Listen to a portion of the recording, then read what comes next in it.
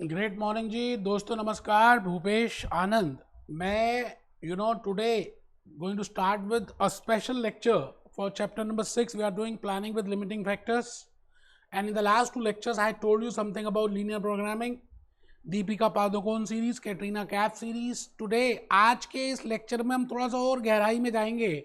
आज का और next lecture, that is lecture 6 and lecture 7, I will be discussing the whole logics and the whole concept. Practically करके दिखाऊंगा कि linear programming आप कैसे करते हैं, ग्राफिकल मेथड से कैसे करते हैं, वो फिजिबल एरिया कैसे कैलकुलेट करते हैं, उसके कोऑर्डिनेट्स कैसे कैलकुलेट करते हैं, how with help of inspection you can see that these are the corner points, and out of that which is the optimum point, and how iso contribution line कैसे ruler की help से आप इसको धीरे धीरे आगे लेकर जाएंगे, और किस तरह से iso contribution line, profit line, objective function आपकी हेल्प करेगा to find out the optimum points.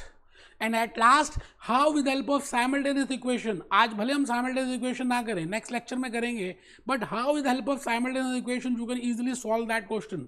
तो बेटे आज का और नेक्स्ट लेक्चर, क्योंकि आज मैं आपको कराऊंगा graphical method, iso contribution line, next lecture में I will be doing simultaneous equation. इसका मतलब आज का और नेक्स्ट लेक्चर बड़ा ही इंपॉर्टेंट है. अगर आप ध्यान से बैठेंगे तो आपको सभी बातें क्लियर होंगी. Great morning.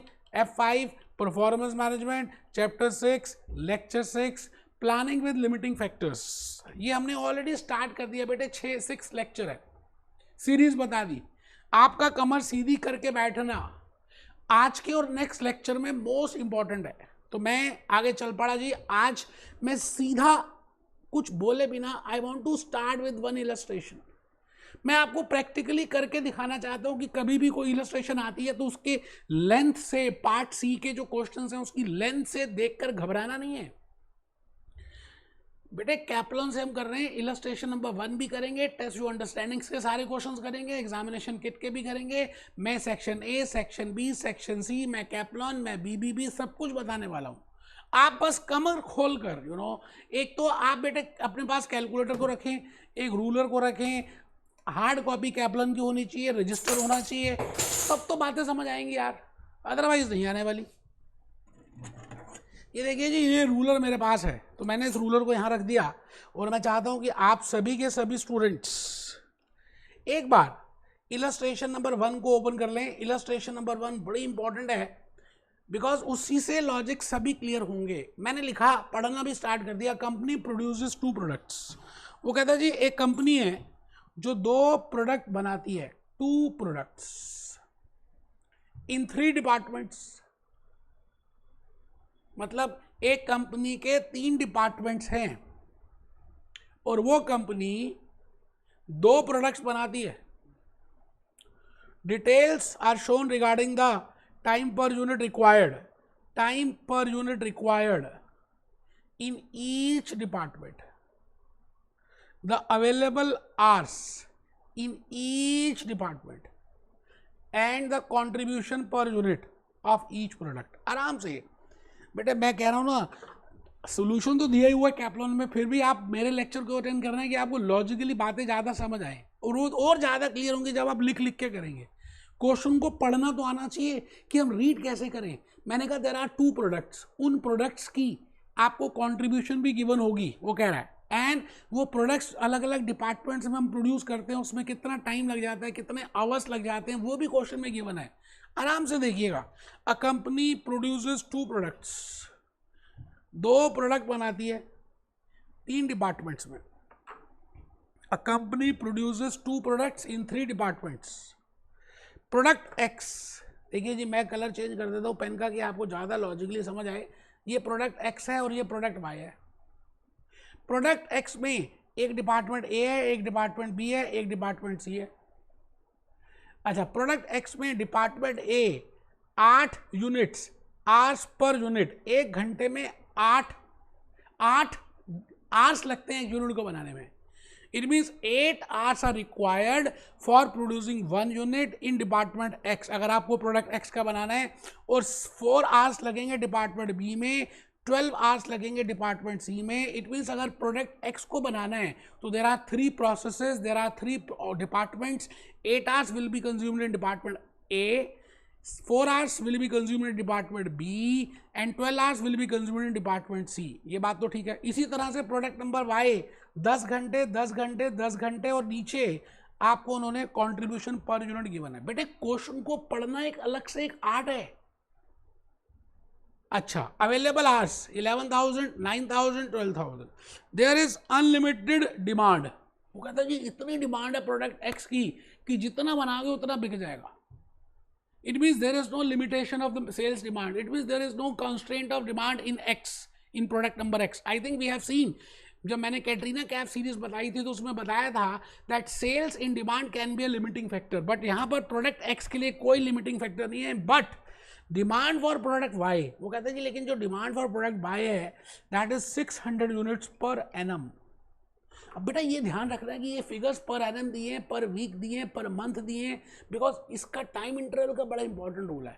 It means product x की तो अनलिमिटेड डिमांड है और प्रोडक्ट वाई की वो कहता है मैक्सिमम डिमांड है 600 यूनिट्स पर एनम. मेरी बात आप समझ रहे हैं. इट मीन्स 600 यूनिट से ज़्यादा बनाना वेस्ट है, बनाना ही नहीं चाहिए क्योंकि बिकेगा ही नहीं. अच्छा बिकेगा कितना? 600 यूनिट तक बिकेगा. इट मीन्स यहाँ पर कॉन्स्टेंट्स अगर आप देखें, यहाँ पे कॉन्स्टेंट्स देखें तो देखो आपको डिपार्टमेंट ए के आपको बताया गया 11,000 से ज़्यादा घंटे हैं ही नहीं. Maximum hours 9,000 hours for department B and 12,000 hours for department C. There are 3 departments और तीनों डिपार्टमेंट्स के आवर्स गिवन है और आपने वो आवर्स देख लिए. It means there are more than one limiting factor. It means there are more than one constraint. एक तो डिपार्टमेंट ए के लेबर आवर्स का टोटल आवर्स का कंस्ट्रेंट है, डिपार्टमेंट बी का कंस्ट्रेंट है, डिपार्टमेंट सी का कंस्ट्रेंट है आवर्स का, मशीन आवर्स का. And there is one more constraint that you can not sell Y units more than this much number of units. ठीक है sir. Determine using a single approach, a step by step approach what is the optimum solution of this plan. बेटे मैं इस question को एक तो graphical method से करके दिखाऊंगा और एक आइसो कंट्रीब्यूशन. ग्राफिकल से तो करेंगे, विद इन ग्राफिकल में एक तो है इंस्पेक्शन और एक है आइसो कंट्रीब्यूशन, वो देख लेंगे. आप बस मेरी बात को ध्यान से सुनेंगे, क्वेश्चन को एक बार अच्छी तरह से पढ़ें. मैंने इसकी बड़ी अच्छी हैंड रिटन स्लाइड्स प्रिपेयर की हैं, आपको लॉजिकली अच्छा लगेगा जब आप मेरी बातों को ध्यान से सुनेंगे. बेटे क्वेश्चन को पढ़ना इंपॉर्टेंट है, अदरवाइज तो मैं भी टिक टिक करके करा देता. अच्छा अब आपको मालूम ही है कि लास्ट 2 लेक्चर्स में मैंने एक बात बताई कि whenever I want to prepare, whenever there are more than one constraint, we will be following linear programming.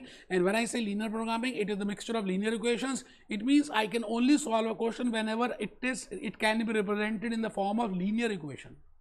When I say linear equation, it means it can be represented in the form of straight line.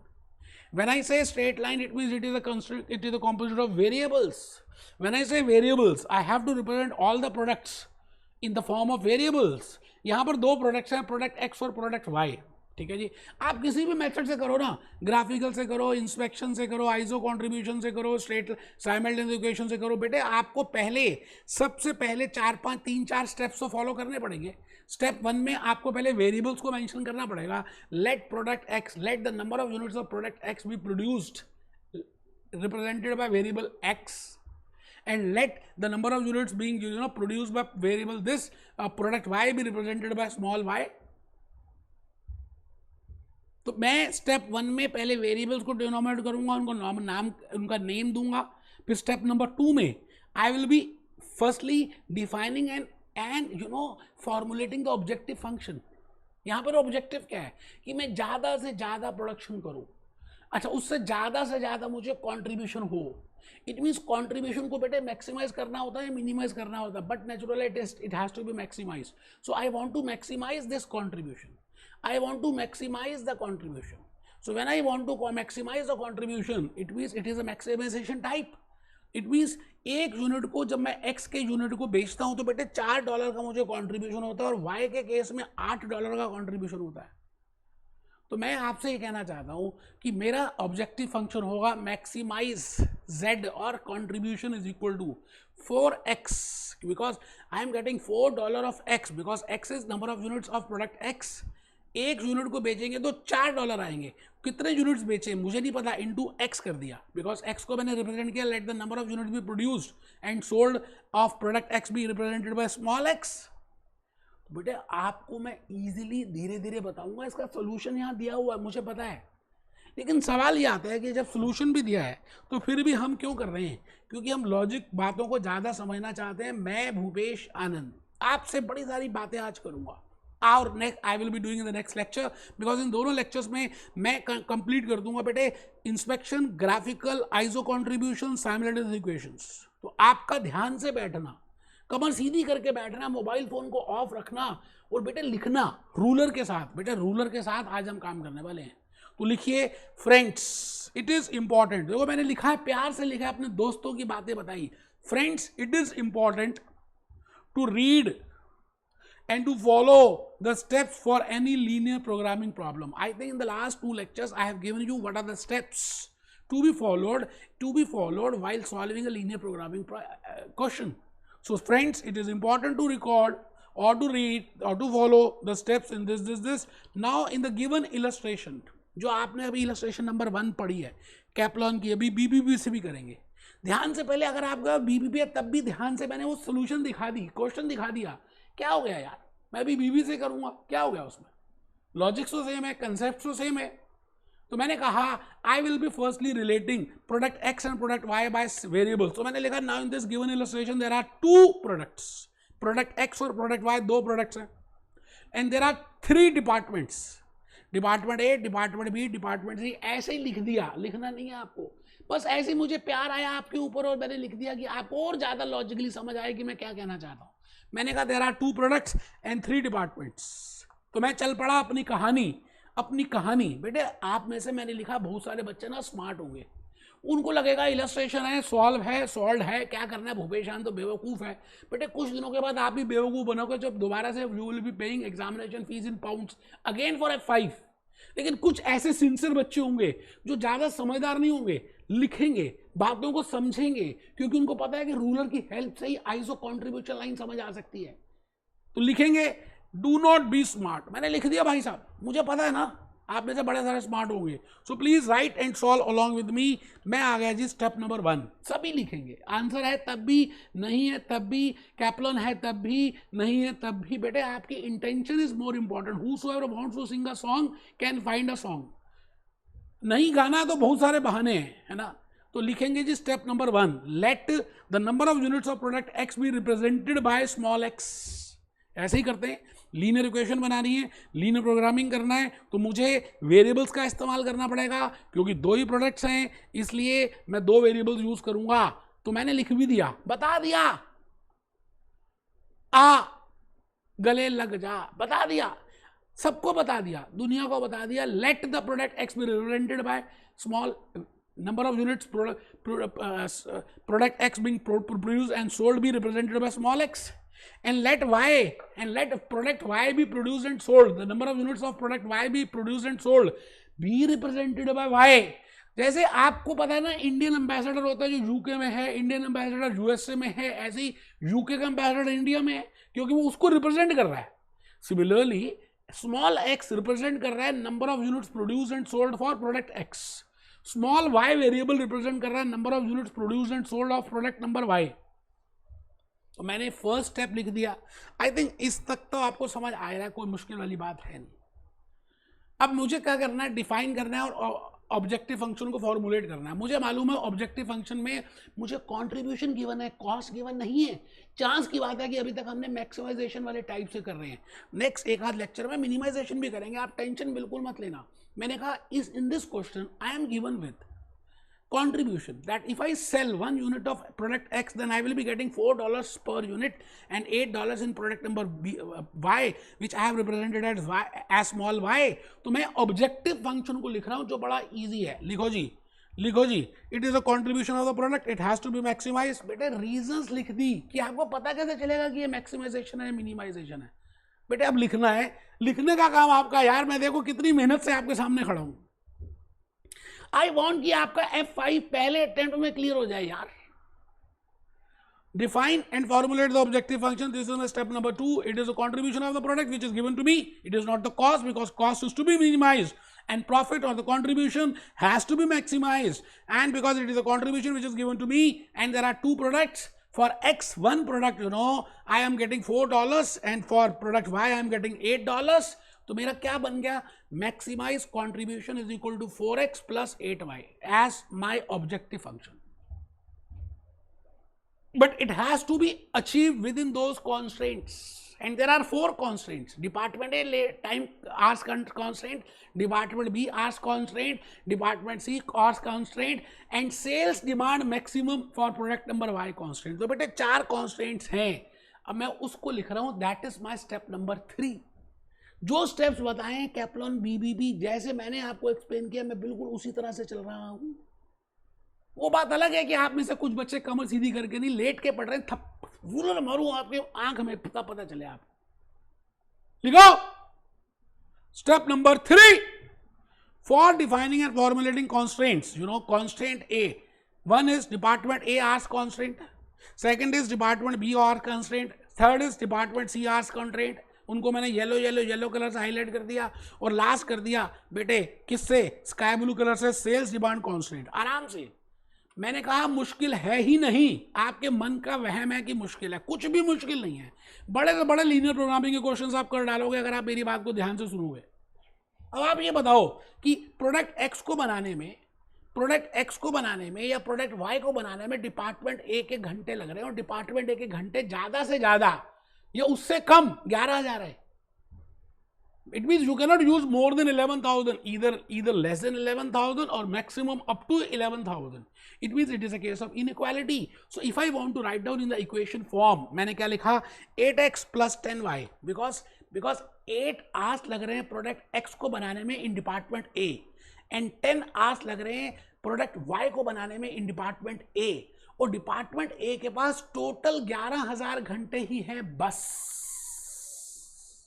तो आप check करिए, I have written 8x plus 10y is less than equal to 11,000. It is not more than equal to, क्योंकि अगर मैं लिखता हूं मोर than equal to, इसका मतलब है कि 11,000 से ज्यादा भी हो सकते हैं, जबकि ऐसा है ही नहीं. It is always less than 11,000 और इक्वल टू 11,000.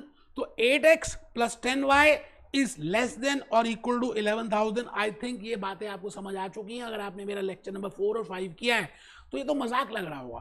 ये तो भूपेश आनंद जो इलस्ट्रेशन में भी इतना टाइम लगाकर हैंड रिटन स्लाइड्स बनाकर आपको लॉजिकली रूलर के साथ आइसो कंट्रीब्यूशन लाइन बताना चाहता है.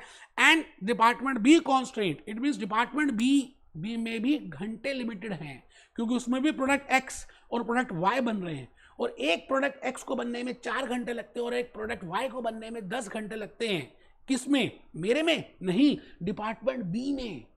जैसे आपको एसी से बनने में 2 साल लग जाते हैं.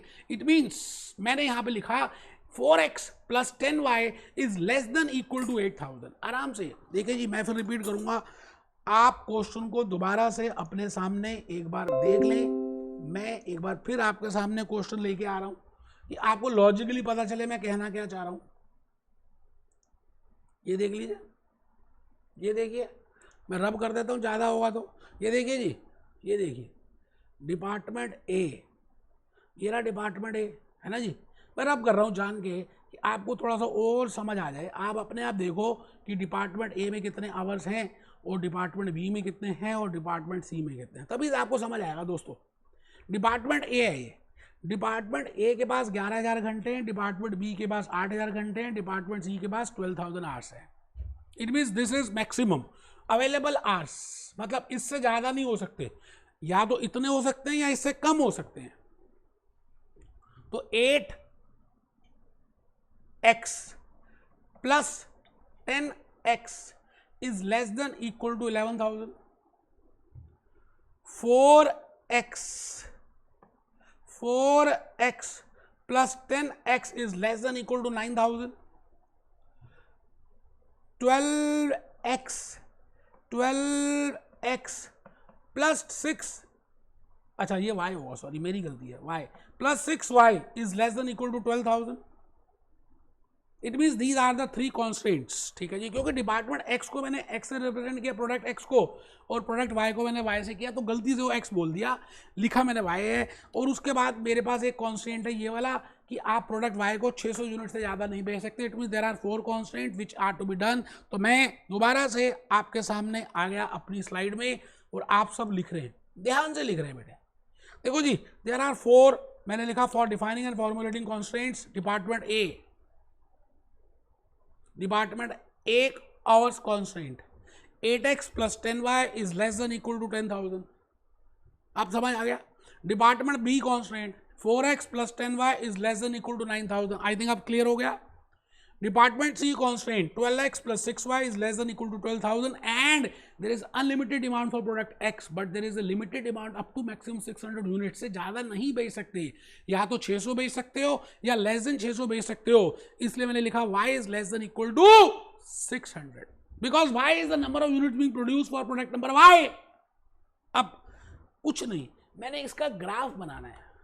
और बेटा मेरा गला सूख गया लेक्चर 4 और लेक्चर 5 में. मैंने कहा था whenever I want to prepare a graph, it is always prepared for a straight line. It is always prepared for a linear equation. And there are some features of linear equation which we have already discussed so many times. कि भाई उसके लिए 2 points चाहिए होते हैं, वो straight होती है, उसकी स्लोप बराबर होती है, उसका ग्रेडियंट बराबर होता है at any point. And I need 2 points और उसमें इक्वल का साइन होना चाहिए, left hand side right hand side के बराबर होना चाहिए. बट यहाँ पर अगर आप देखें तो इनइक्वालिटी का साइन है. बेटे ये बात कैप्लॉन ने और बीबीबी ने नहीं बताई, मैं बताने जा रहा हूँ. Because I want to draw it on a graph, I need a straight line and for the straight line it has to be equality. So I am using linear equation. So I will be converting that inequality into equality.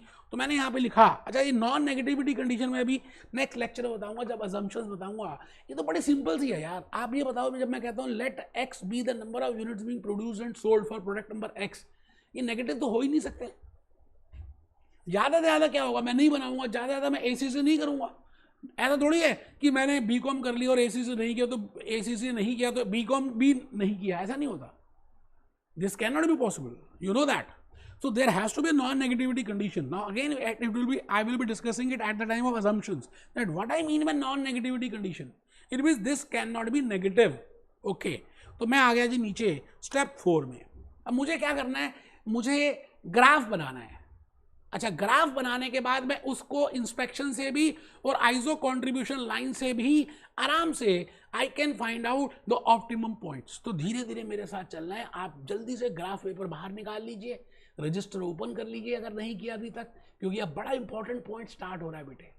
बेटे रबड़ और pencil से use करेंगे तो ज़्यादा अच्छा रहेगा, क्योंकि अभी कटिंग होगी आपकी. तो स्टेप नंबर 4 देखिए मैंने क्या लिखा. Friends we have to draw a graph and to find out the common area.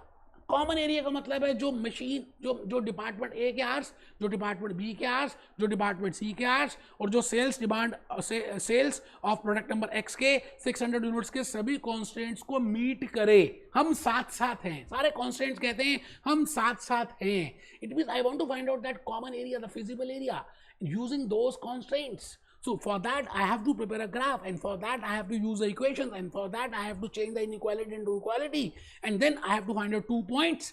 And for calculating those 2 points, it is the very easiest method that let x be equal to 0, then I can calculate y, and if y is equal to 0, then I can calculate x. So if I am available with the 2 coordinates, अगर मेरे पास 2 coordinates हैं तो मैं बड़े बड़े lines को draw कर सकता हूँ. आइए वही बात मैंने लिखी है.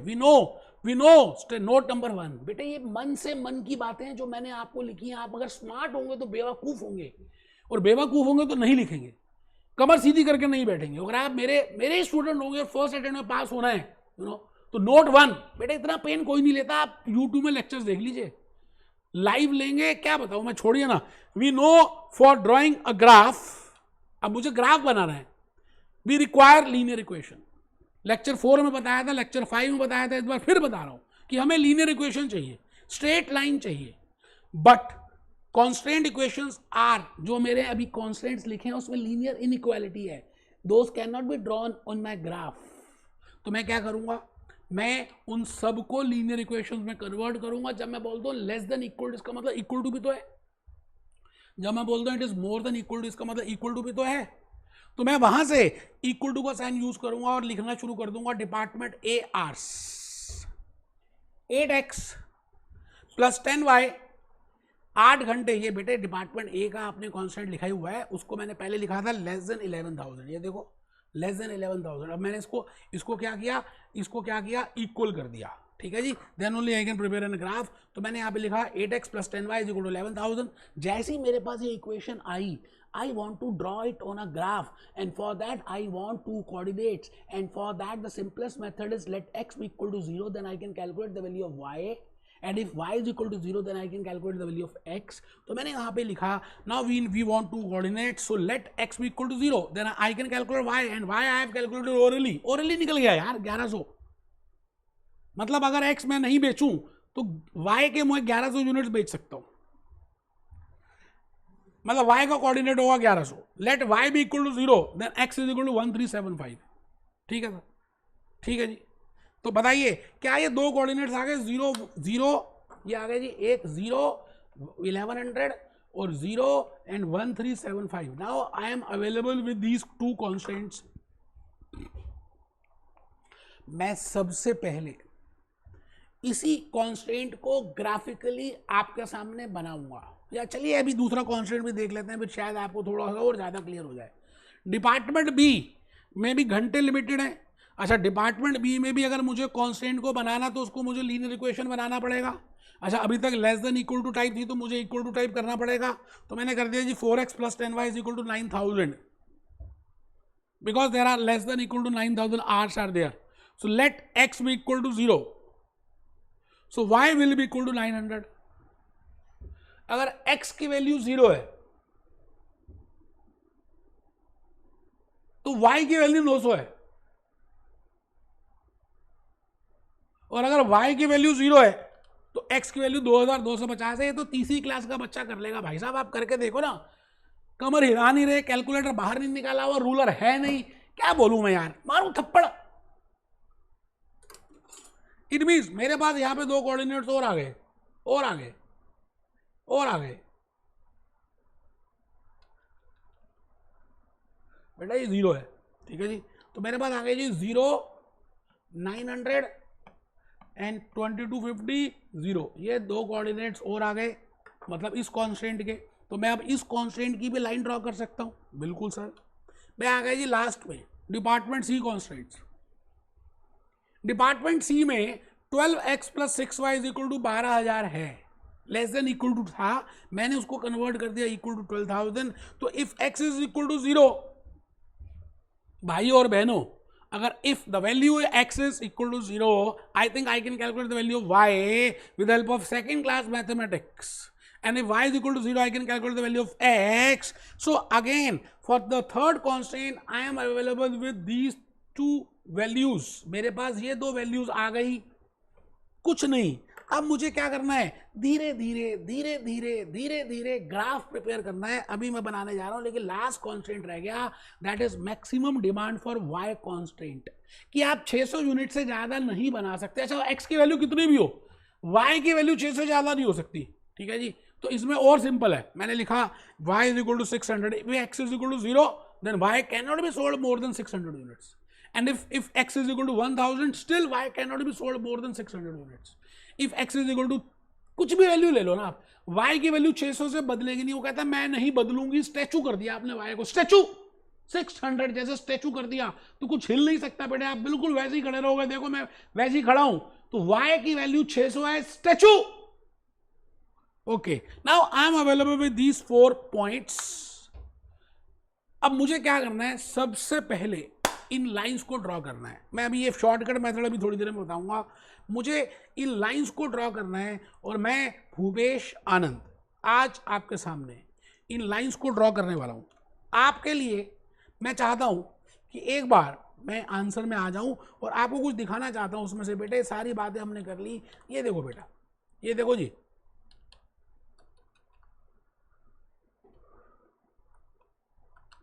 ये डिपार्टमेंट सी है बेटा, फिर ये डिपार्टमेंट बी है. ये सारा हमने ग्राफ प्रिपेयर किया. मैं थोड़ा सा इसको और हल्का सा छोटा कर देता हूँ कि आपको लॉजिकली समझ आए, और छोटा कर देता हूँ कि आपको दिखना शुरू हो जाए बेटा, और छोटा कर देता हूँ.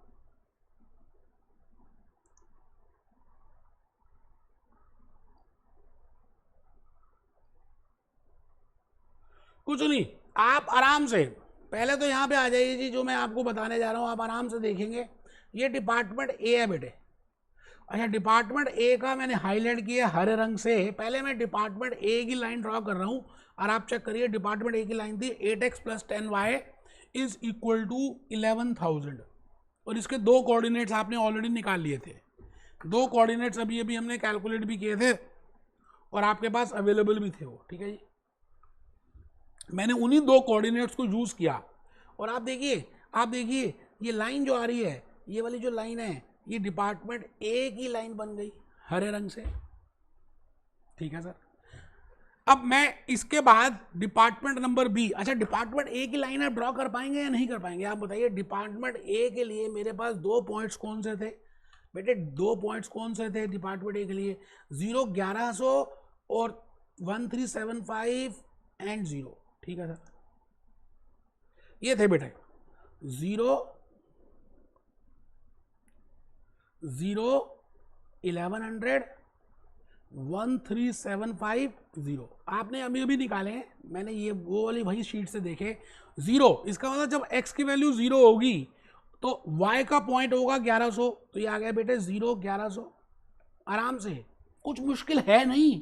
वो आप कोशिश नहीं कर रहे ना, चक्कर तो ये है हिम्मत नहीं कर रहे।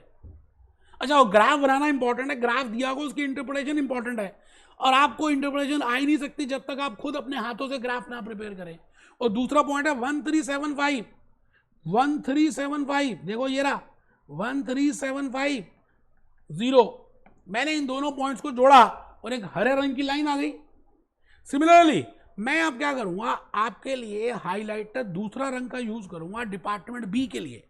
अब आप चेक करिए जी, ये रहा डिपार्टमेंट बी, और इस डिपार्टमेंट बी की मैंने कोऑर्डिनेट्स को चेक किया और ये लाइन पिंक कलर की मैंने आपके लिए डिपार्टमेंट बी की प्रिपेयर कर दी। मैं आपके लिए वेट कर रहा हूं, अभी अभी मैंने डिपार्टमेंट बी का x को 0 लेकर y की वैल्यू निकाली थी, y को 0 लेकर x की वैल्यू निकाली थी। मेरे पास वो दो कोऑर्डिनेट्स आ गए थे, मैंने उनको ड्रॉ किया तो ये पिंक कलर की लाइन आ गई। फिर मैंने डिपार्टमेंट नंबर सी में गया, फिर मैं डिपार्टमेंट सी में चला गया। बेटे सर आप डिपार्टमेंट सी में चले गए? हाँ, डिपार्टमेंट सी में जैसे ही गया तो मुझे वहां के भी पॉइंट्स पता चल गए।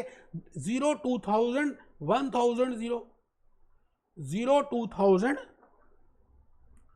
0 0 2000 1000 0, ये बेटे आराम से कुछ मुश्किल है नहीं। 0 2000 1000 0, तो मैं आपके साथ यहां पर आ रहा हूं और मैंने यहां पर ये देखिए जी डिपार्टमेंट नंबर सी, ये डिपार्टमेंट नंबर सी है, ये मैं येलो कलर से कर रहा हूं।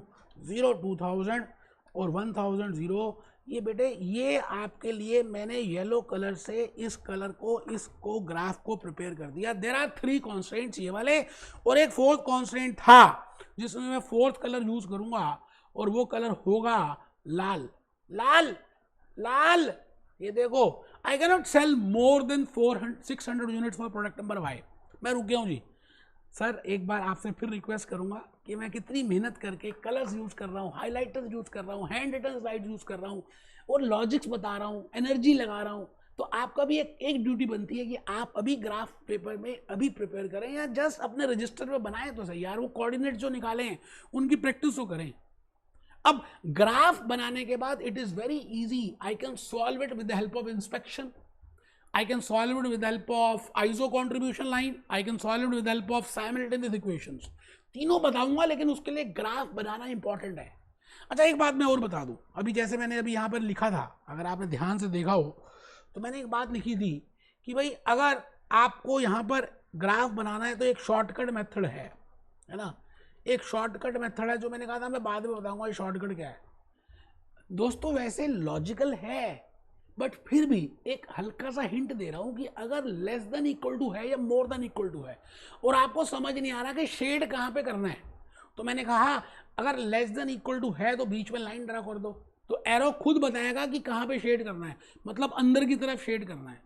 और अगर ग्रेटर देन इक्वल टू है, बीच में लाइन ड्रॉ कर दो, तो ये खुद बताएगा कि बाहर की तरफ शेड करना है। वैसे मैं आपको बता दूं मैक्सिमाइजेशन, बेटा रेक्टिफिकेशन पहली बात हमने नहीं करनी, मैं आपसे ये कह रहा हूं less than equal to type में अंदर की तरफ करना है, more than equal to type में बाहर की तरफ करना है। क्या लॉजिकली ये बात आपको समझ आ रही है? अच्छा ये भी समझ नहीं आया, मान लेते हैं नहीं समझ आया, क्या हो गया, कोई दिक्कत नहीं है। आप देखो जी, आप मुझे बताओ, मैं अगर पहले पिंक कलर को देखूं डिपार्टमेंट ए को, तो डिपार्टमेंट ए में अगर आप देखें तो क्या कह रहा है, 8x plus 10y is equal to 11,000 और लेस देन 11,000, इसका मतलब लेस देन तो यहीं पे फॉल करेगा। आप बताइए, यहीं पे फॉल करेगा। मैंने अभी आइसो कंट्रीब्यूशन लाइन कुछ बताया नहीं, इसलिए मैंने कुछ आपको बताया। ये देखिए, ये देखिए, ये देखिए, ये देखिए, ये देखिए, ये देखिए, आप लॉजिकली बताइए कि क्या यहीं पे फॉल करेगा। 8x plus 10y is equal to 11,000, बताइए दोस्त, बोलो। तो मैंने आपके लिए पिंक कलर अभी एक सेकंड के लिए लेस देन वाला कॉमन एरिया को कर दिया। अभी मुझे नहीं पता कॉमन एरिया क्या है, मैंने खाली अभी डिपार्टमेंट ए का फीजिबल एरिया बताया। इसी तरह से डिपार्टमेंट बी, मैंने डिपार्टमेंट बी को यूज किया पीले कलर से। तो आप बताइए कि डिपार्टमेंट बी का ये वाला ही होगा। लेस देन का मतलब है नीचे की तरफ, अंदर की तरफ। लेस देन का मतलब है लेस देन टाइप। आई थिंक अब आप समझ रहे हैं लेस देन टाइप का मतलब। तो मैंने इसको ये कर दिया बेटा, ये देखो, ये देखो, ये देखो, ये देखो। अच्छा, कुछ ऐसा एरिया होगा जिसमें बार बार कलर होते जाएंगे, ठीक है ना। ये देखो जी, ये देखो, आपको दिखेगा वो एरिया, को टेंशन मत लेना आप, अभी दिखेगा यहाँ पे। तो मैंने ये देखो बेटा, ये लो, ये लो, ये बेटे डिपार्टमेंट नंबर बी का भी मैंने कर दिया, ठीक है सर। ए कर दिया, अच्छा, अच्छा, पहले मैंने डिपार्टमेंट बी कर दिया था, डिपार्टमेंट सी कर दिया था, गलती से डिपार्टमेंट ए नहीं किया, मेरी गलती है सर, मेरी मिस्टेक है, मैंने वो दिखा नहीं ध्यान से मेरे को। तो पहले मैंने डिपार्टमेंट बी करा था, एक्चुअली में पिंक कलर डिपार्टमेंट बी है और येलो कलर डिपार्टमेंट सी है और ग्रीन कलर डिपार्टमेंट ए है। मेरी मिस्टेक है सर, कोई बात नहीं है, उसमें क्या हो गया, मैंने सारे करने ही थे तो मैं अब उसको कर देता हूँ, क्या हो गया। ये डिपार्टमेंट ए है बेटा, लाइव कर रहा हूँ ना, आपके सामने है, ये देखो। अब एक ऐसा एरिया होगा जिसमें बार बार कलर हो रहा है, जिसमें पिंक कलर भी हो रहा है, येलो भी हो रहा है और ग्रीन भी हो रहा है। आप चेक करिए, ये रहा आपके सामने, पिंक कलर भी हो रहा है, येलो भी हो रहा है और ग्रीन भी हो रहा है। तो मुझे क्या कैलकुलेट करना है, कॉमन एरिया, फिजिबल एरिया। अब मुझे फोर्थ कांस्टेंट का लाल रंग यूज करना है और उसका पॉइंट निकालना है। तो मैं उसको और ज़्यादा यहाँ पर, ये देखिए, ये आएगा, ये आएगा, यही तो आएगा, यही वाला आएगा ना। तो मैं अब ये चेक कर रहा हूँ कि ऐसा कौन सा एरिया है, ऐसा कौन सा एरिया है जहां पर सारे रंग हुए हैं आराम से, कुछ मुश्किल है नहीं भाई साहब। मेरा कलर आपके लिए मैंने यूज किया, देखिए, ये देखिए, ये देखिए। मेरे हिसाब से अगर आप ध्यान से देखें तो ये वाला एक तो पॉइंट है, मैं ऐसा करता हूँ जी, व्हाइट कलर ले लूँ तो ज़्यादा समझ आएगा। ये पॉइंट है, एक ये पॉइंट है, एक ये पॉइंट है ना, एक ये पॉइंट है, एक ये पॉइंट है। आप चेक करिए जी, क्या लगता है, मतलब मैंने वो पॉइंट्स निकाल लिए, वो बाउंड्रीज कैलकुलेट कर ली जहां पर सारे रंग हुए, पिंक भी हुआ, येलो भी हुआ, ग्रीन भी हुआ, रेड भी हुआ। That area is named as feasible area, that area is named as common area. अब उस कॉमन एरिया की बाउंड्रीज को चेक कर लिया, उन्हीं बाउंड्रीज में से मुझे चेक करना है, आई विल बी फाइंडिंग आउट की हाईएस्ट कंट्रीब्यूशन कहां पर आ रही है बेटे। That is with the help of inspection method. मैंने इंस्पेक्ट किया, जैसे मैंने आपके सामने लाल रंग किया, फिर येलो किया, फिर हरा किया, फिर ये किया, फिर मैंने इंस्पेक्ट किया कि ऐसा कौन सा एरिया है जहां पर सारे रंग हुए। मुझे लगता है कि वो ये वाला एरिया है जहां पे मैं व्हाइट कलर कर रहा हूं, इस एरिया में सारे रंग हुए, सारे रंग हुए। बताओ हाँ या ना, इतना तो बोल दो। तो मैं इस एरिया की बाउंड्रीज को चेक करूंगा और उसके पॉइंट्स के नाम लिख दूंगा। अभी मैं आ रहा हूं, मैं अब थोड़ी देर के लिए आपके सामने उसको, अगर आप कहें तो मैं रब कर दूं तो थोड़ा सा आपको शायद ज़्यादा अच्छा लगेगा। मैं समझा चुका हूं, इसलिए मैं उन पॉइंट्स पे आना चाहता हूं जो मैं आपको समझाना चाह रहा हूं। बेटे ये मैंने इंस्पेक्शन मेथड से कर लिया था, ये देखिए जी, मैंने रब भी कर दिया। अब देखिए, ध्यान से देखना है दोस्त, आप मेरे साथ हैं, मैं आपके साथ हूं, आप बिल्कुल ध्यान से मेरी बात को सुनेंगे तो आपको लॉजिकली ज़्यादा समझ आएगा। ये देखिए, ये देखिए सर, एक तो ये पॉइंट निकाला था, एक ये पॉइंट निकाला था, एक ये पॉइंट निकाला था, एक ये पॉइंट निकाला था, एक ये पॉइंट निकाला था अभी जब मैंने सारे कलर्स किए। तो these are the common area, this is the feasible area, these are the boundaries of that feasible area. Now the my this area satisfy all the constraints. Let it be department A constant, let it be department B constant, let it be department C constant, and let it be sales demand constant. It means I want to find out how much contribution I am getting at this point, how much contribution I am getting at this point, how much contribution I am getting at this point, how much contribution I am getting at this point, and how much contribution I am getting at this point. मैं अब ये check करना चाहता हूँ कि इन 1 2 3 4 5 इन 5 points में मुझे maximum contribution कितनी मिल रही है। इनके कोऑर्डिनेट्स देख लेंगे, ऑब्जेक्टिव फंक्शन में पुट कर देंगे, जहां पर मैक्सिमम कंट्रीब्यूशन आएगी आ गले लग जा, तू ही है मेरा आंसर। पहले बताओ यहां तक समझ आ गया?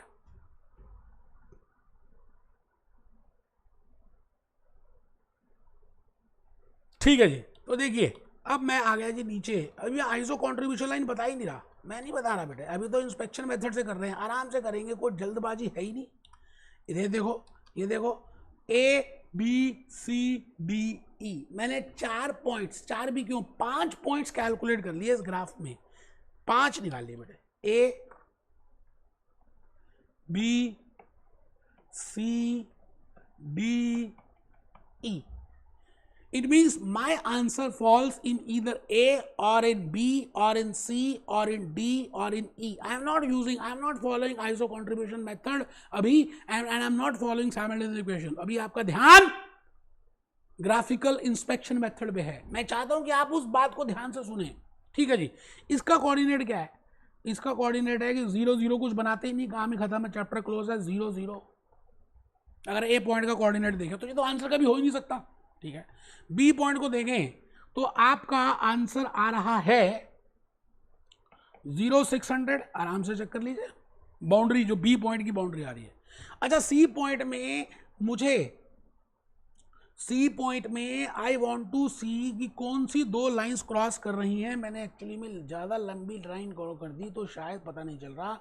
आइए जी देखो जी, सी पॉइंट में मेरे को यहाँ पे ये चेक करना है कि एक तो ये वाला और एक डिपार्टमेंट ए का कांस्टेंट, मतलब एक डिमांड कांस्टेंट और एक डिपार्टमेंट ए का कांस्टेंट आपस में इंटरसेक्ट कर रहे हैं। तो मैं यहाँ पे लिख रहा हूँ डिपार्टमेंट ए और डिमांड। अभी हम देखेंगे सेल्स डिमांड, इसको हम अब सॉल्व करेंगे और हम रूलर की हेल्प से इसका परपेंडिकुलर ड्रॉ कर सकते हैं। अभी मैं रूलर की हेल्प से अगर परपेंडिकुलर ड्रॉ कर दूं तो यहाँ पर परपेंडिकुलर आ जाएगा। I can find out that how much value is this, और ये वैल्यू तो पता ही है मेरे को, तो यहाँ से मैं निकाल सकता हूँ। अभी करेंगे। इसके साथ साथ if I go in the point number D, let again I am थोड़ा सा मैं उसको रब कर रहा हूँ कि मुझे पता चले डी में कौन कौन सी लाइंस है, ठीक है जी। डी में चेक करिए जी, डी में आपके पास है एक तो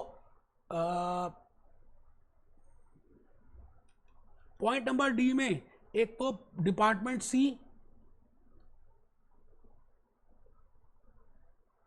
एक तो डिपार्टमेंट सी और दूसरा डिपार्टमेंट ए।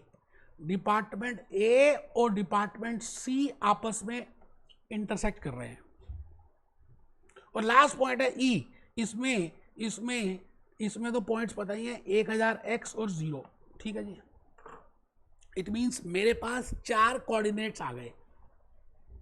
मैं इन 4 कोऑर्डिनेट्स की वैल्यू पुट करूंगा और मैं इनका आंसर कैलकुलेट करने की कोशिश करूंगा। आइए मैं आपको ले चलूं अपनी स्लाइड की तरफ और वहां से कुछ बातें लिखकर फिर हम इसमें दोबारा आएंगे। अभी मैंने वैसे आपको आइसो कंट्रीब्यूशन लाइन के बारे में कुछ भी नहीं बताया, आप खाली लिख लीजिए फिजिबल और common area can be calculated by 3 methods. सब बच्चे लिखेंगे फिजिबल और common area can be calculated by 3 methods. Method 1 inspection, मैंने अभी तक जो बताया दैट वाज इंस्पेक्शन मेथड। फिर मेथड 2 जो मैं बताऊंगा it is named as iso contribution line method. And method 3 जो मैं बताऊंगा that is simultaneous equation method. In this illustration in this illustration I will be solving with help of method 1 and method 2। मैं इस illustration में method 1 और method 2 की help से solve करने वाला हूँ। मतलब इंस्पेक्शन मेथड से बताऊंगा और दूसरा आपको मैं यहाँ पे इस मेथड में इस इलस्ट्रेशन में आपको आइसो कंट्रीब्यूशन लाइन के बेसिस पे बताऊंगा। और मैं आगे चल पड़ा, अभी अभी आपने ये पॉइंट्स निकाल लीजिए, निकाले हैं। We have seen with help of inspection. आप सब लिख रहे हैं, आप सब समझदार बच्चे हैं, आप मेरी बात को मान रहे हैं, आप हेडिंग लिख रहे हैं। कॉमन और फिजिबल एरिया और the region is yellow highlighted. अच्छा, मैंने अभी वो कलर आपको बताया था कि कॉमन एरिया कौन सा है। And the points are A B C D E.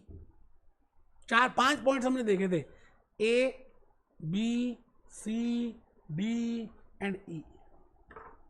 And I want to find out कि उसमें मैक्सिमम पॉइंट्स कौन से हैं। जैसे यहाँ पे आ गया जी पॉइंट्स, ए के कोऑर्डिनेट्स लिख देंगे, बी के लिख देंगे, सी के लिख देंगे, डी के लिख देंगे, ई के लिख देंगे, है ना।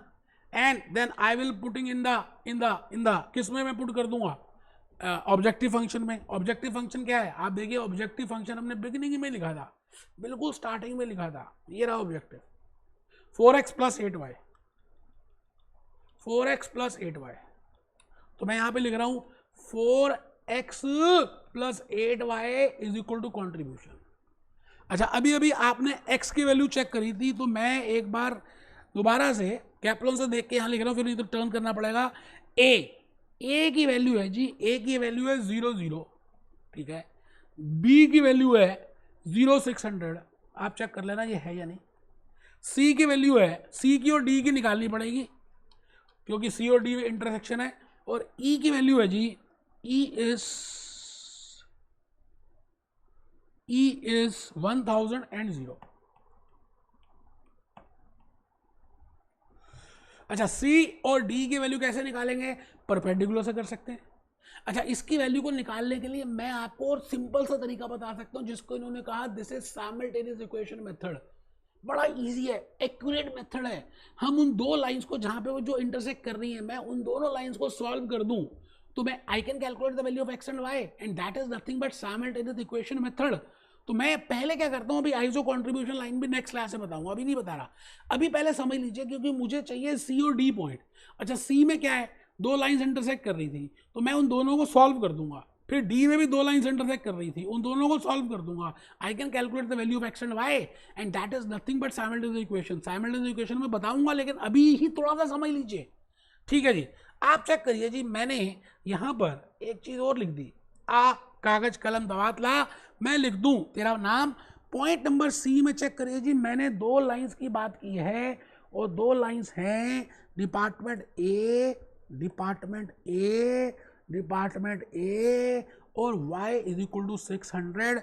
तो यहाँ पर आ गया जी, डिपार्टमेंट ए में है 8x + 10y = 11,000 और y = 600। आई थिंक ये दो लाइंस आप सबको मिल रही है, मैंने वहाँ पे भी यही बताई थी। अब हमें इन दोनों को सॉल्व करना है, क्योंकि आपस में इंटरसेक्ट कर रही है। मुझे I want to find out the value of X and Y, point number C में।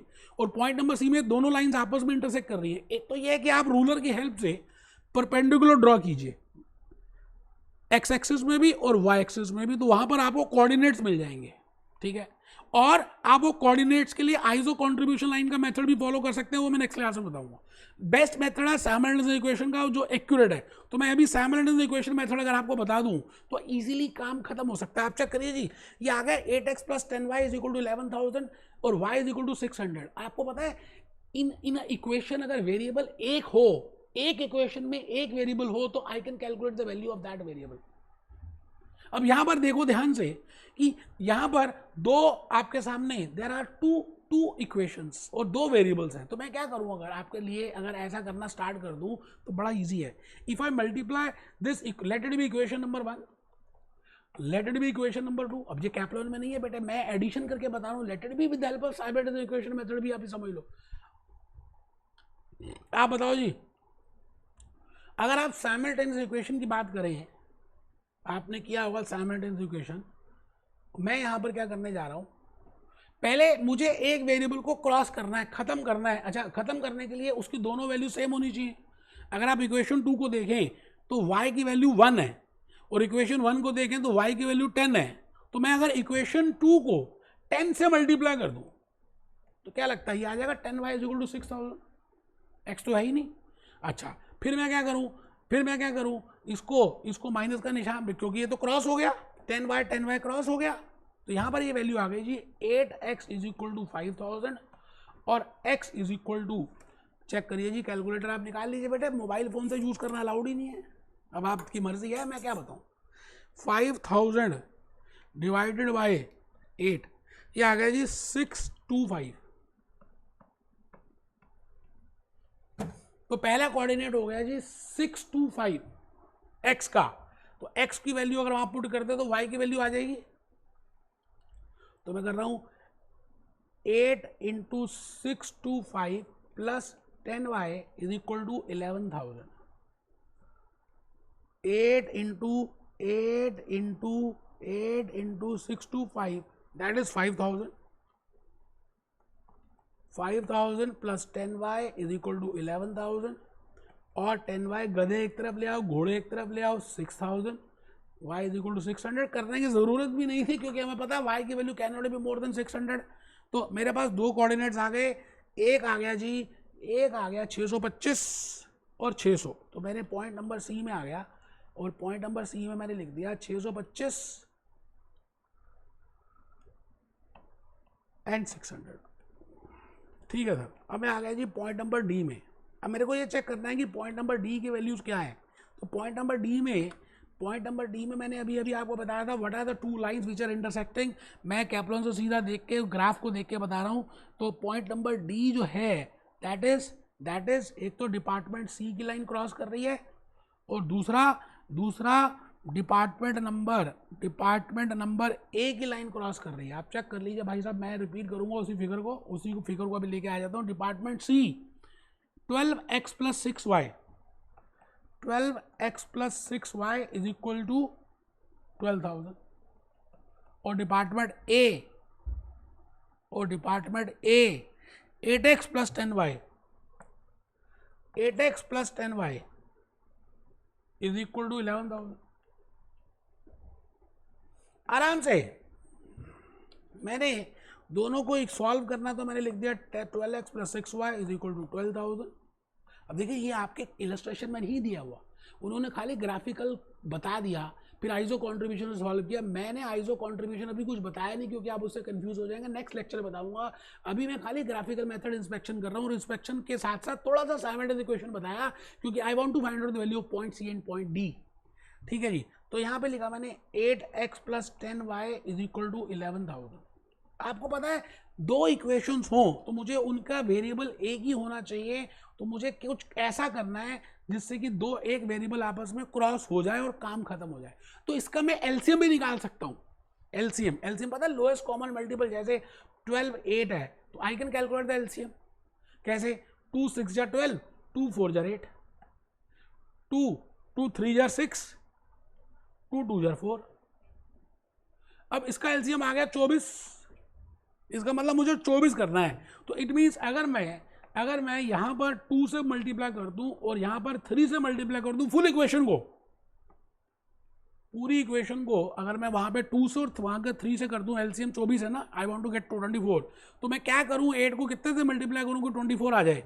तो मैं यहाँ पर आया जी आपके लिए 24x plus 12y is equal to 24,000। लाल रंग से लिखा है, मुश्किल है ही नहीं, थर्ड क्लास में किया था। अभी आप ऐसे ही घबरा रहे हो, मैं आपको पॉइंट नंबर डी की हेल्प से साइमल्टेनियस इक्वेशन बता रहा हूँ।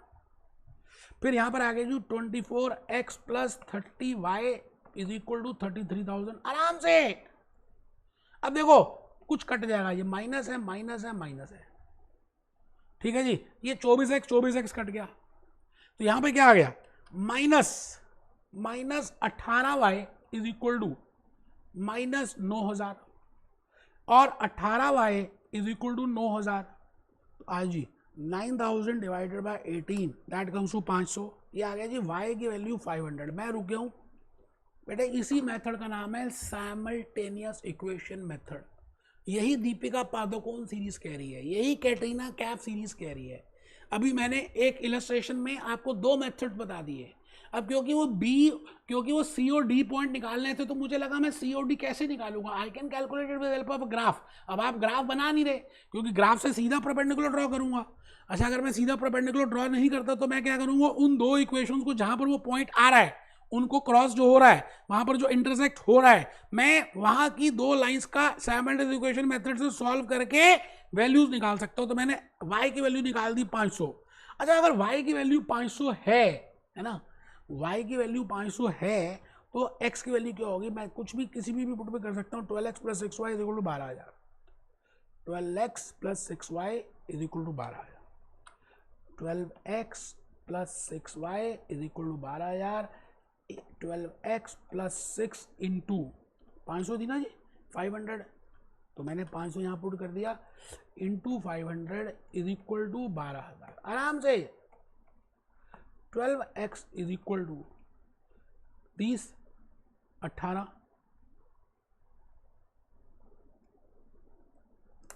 3,000 प्लस 3,000 इज इक्वल टू 12,000। आराम से देखो जी, 12x is equal to 12,000 minus 3,000, 12x is equal to 9,000, x is equal to 750।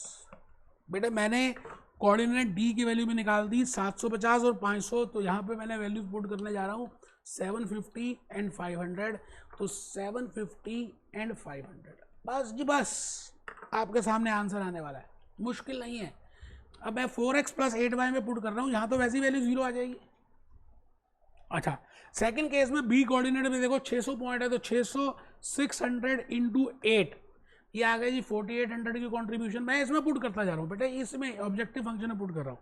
अब 625 x की वैल्यू है तो 4 into 625 memory plus 600 into 8 memory plus memory recollect, ये आ गया जी 7300। पुट करके देखिए आप भाई साहब, आप कमर सीधी करके बैठिए, आप ढीले ढीले होकर बैठ रहे हैं, मैं सॉल्व भी कर रहा हूँ साथ साथ कैलकुलेटर से, क्योंकि इलस्ट्रेशन में इतना सॉल्व नहीं किया उन्होंने, साइमल्टेनियस इक्वेशन किया ही नहीं, तो मैं पूरा बता रहा हूँ। अब आ जाइए 750 इंटू 4, ठीक है जी, 750 इंटू 4 इक्वल टू 500 इंटू 8,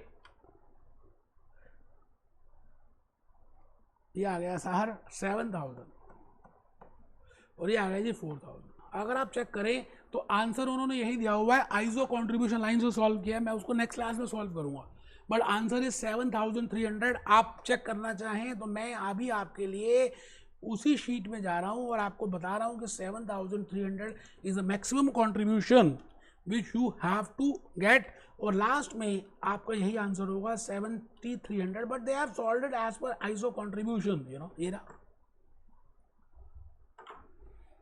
बेटा, साइमल्टेनियस इक्वेशन से उन्होंने अभी नहीं बताया, इस इलस्ट्रेशन को नहीं बताया, तो मैंने इस इक्वेशन को इन this illustration I told you with help of, you can prepare a perpendicular also. आप परपेंडिकुलर भी ड्रॉ कर सकते थे, उसमें क्या हो गया, ये मैंने किया नहीं है आपके लिए, किया नहीं है, आप परपेंडिकुलर से कर लो, उसमें क्या हो गया, ये लो सारे काट देता हूँ, सब कुछ बकवासबाजी है, ये लो आपको समझ आना चाहिए, सब बकवास है, लो लो लो लो। अब मैंने आपको कॉमन पॉइंट बताया था कि कौन सा कॉमन पॉइंट है, ठीक है जी, ये कॉमन पॉइंट दिख रहे हैं, यहां से परपेंडिकुलर ड्रॉ कर लो, यहां से परपेंडिकुलर ड्रॉ कर लो, फिर यहां से कर लो रूलर से, है ना, फिर यहां से यहां कर लो, यहां से यहां कर लो, तो आपके पास खुद कोऑर्डिनेट आ जाएंगे। और मैंने क्या किया, with help of simultaneous equation solve किया और आपके सामने आंसर कैलकुलेट कर दिया। इन्होंने अभी साइमल्टेनियस नहीं किया, बट मैं नेक्स्ट क्लास में कराने वाला था, मुझे लगा अभी बता दूं। बेटे फिर रिपीट करता हूं, मुश्किल है नहीं कुछ, मेरे लेक्चर्स अटेंड करने के बाद भी अगर आपको मुश्किल लगा तो मैं बेटा कुछ नहीं कहूँगा, be happy, B jolly, B cheerful.